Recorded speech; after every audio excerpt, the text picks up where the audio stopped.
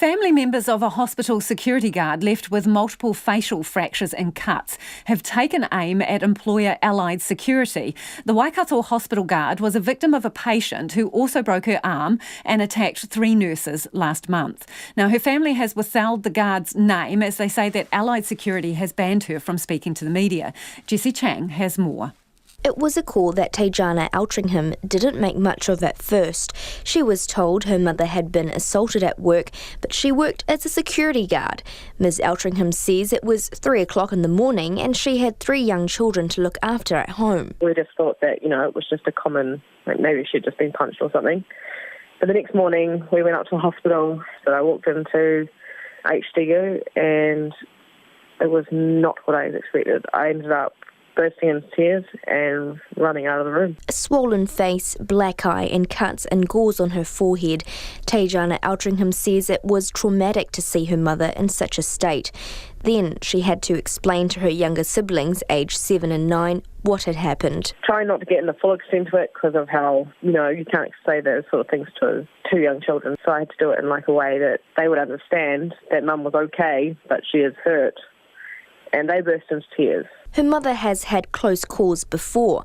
Just 2 weeks beforehand, while trying to stop a patient from running away, she was stuck in an elevator with him and had to hold him off until other security guards could reach her. Ms. Altringham's mother was only discharged from hospital last Saturday, but her right arm is in a cast and she has no strength in her left. The family say they're worried about leaving her at home by herself. It's just the fact that, she was in a hospital, she had a button to push, so there was nurses, there to help. But now being at home, it's kind of scary for her, I think, because, for instance, she got locked in the bathroom. If it wasn't that we weren't home, she'd still be locked in there. The guard's children say she's an independent person and frustrated by her condition.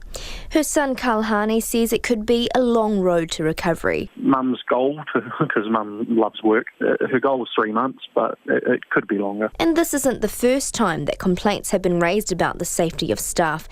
Etu, the union which represents security guards, says a few of them have told Allied Security about their concerns.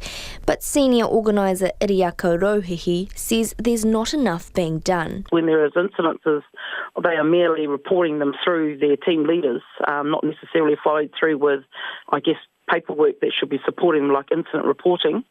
There is some things identified in terms of the gaps.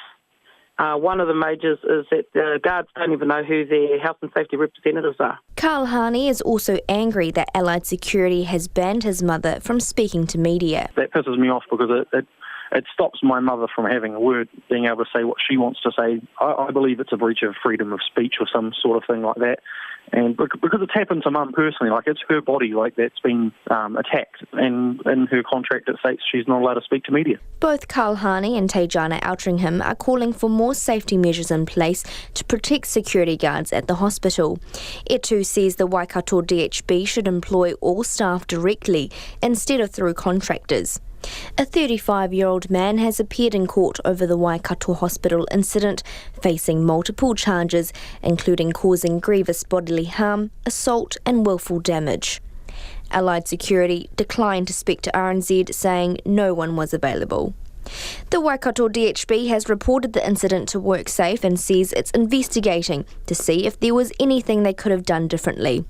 Mō te hōtaka o te ahi nei, ko Jessie Chang tēnei.